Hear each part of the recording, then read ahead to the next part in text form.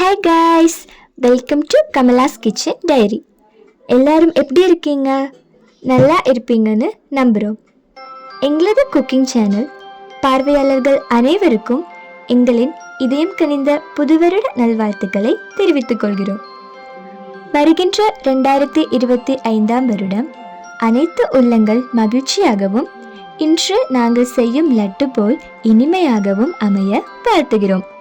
இன்னைக்கு நாம செய்ய போற ரெசிபி பொரிக்கடலை பேரிச்சம்பழம் லட்டு. வாங்க காய்ஸ், இந்த இனிப்பு எப்படி செய்யறதுன்னு பார்ப்போம்.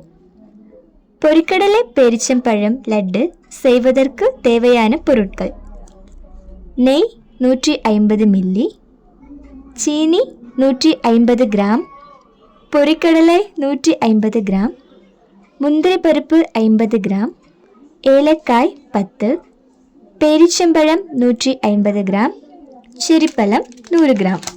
பொரிகடலை பேரிச்சம்பழம் லட்டு செய்ய போகிறோம். அதுக்கு தேவையானது நெய், பொரிகடலை, சீனி, முந்திரி பருப்பு, ஏலக்காய், பேரிச்சம்பழம், செரிப்பழம். சில ஏலக்காயை போட்டுட்டு சீனியை போட்டு இந்த மிக்சியில் அடிப்போம்.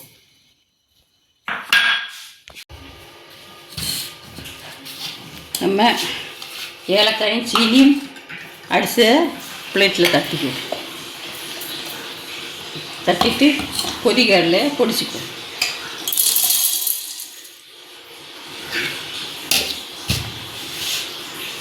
நம்ம பொரிகடலையை பொடிச்சிட்டு இது தட்டிக்குவோம்.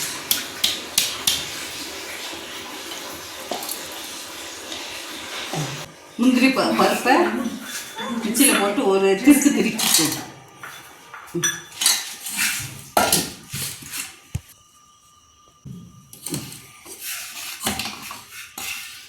முந்திரி பருப்பை பொடிச்சிட்டு இது தட்டிக்குவோம்.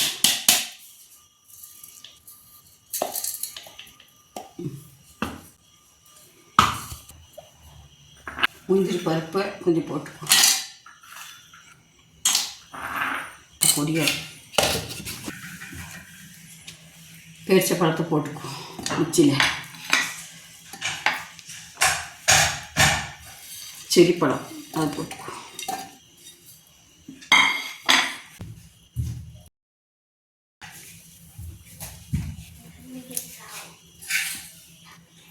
ஏலக்காய் 2 போட்டாச்சு. அரைச்சிக்குவோமா? செரிப்பழம் அரைச்சாச்சு. இது தட்டிக்குவோம். போடுறோம்.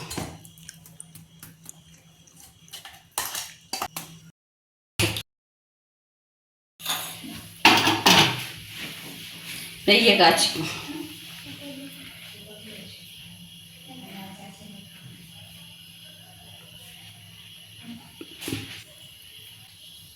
நெய் காய்ச்சிட்டு இதில் ஊற்றி நம்ம உருண்டை பிடிச்சிக்குவோம்.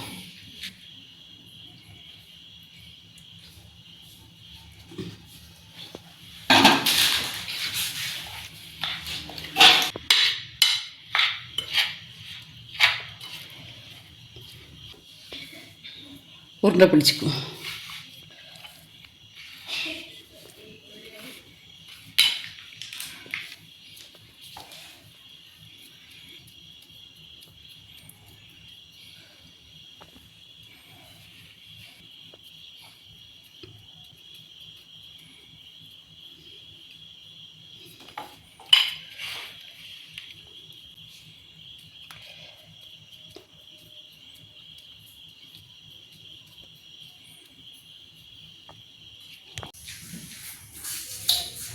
நெய்யை கொஞ்சம் வாட்டிட்டு பேரிச்சம்பழத்தையும் செரிப்பழமும் இதில் போட்டு கொஞ்சம் வாட்டி எடுத்துக்கணும். நெய்யில் இதில் வாட்டி எடுத்து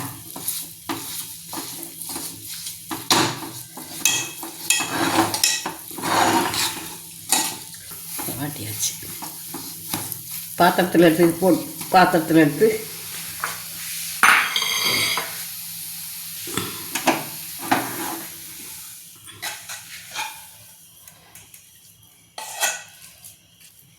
ஆறினோன்னா உருண்டை பிடிச்சிக்குவோம்.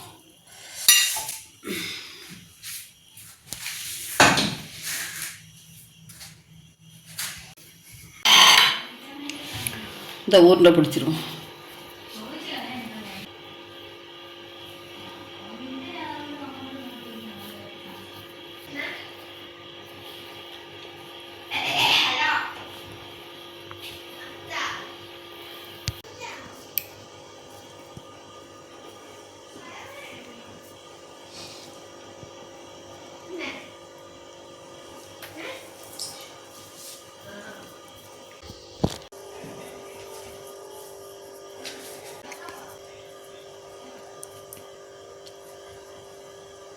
பொரிகடலை பேரிச்சம்பழம் லட்டு ரெடி.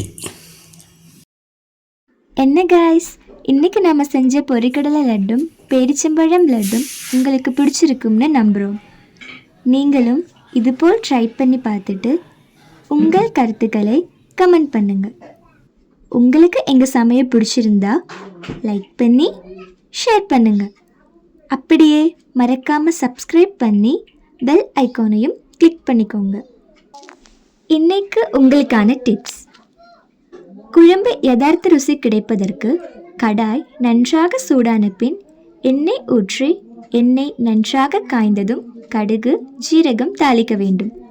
மாமிச வகைகள் வேக வைக்கும் போது அடைத்து வைத்து சிறு தீயில் கூடுதல் நேரம் வேக வைக்க வேண்டும்.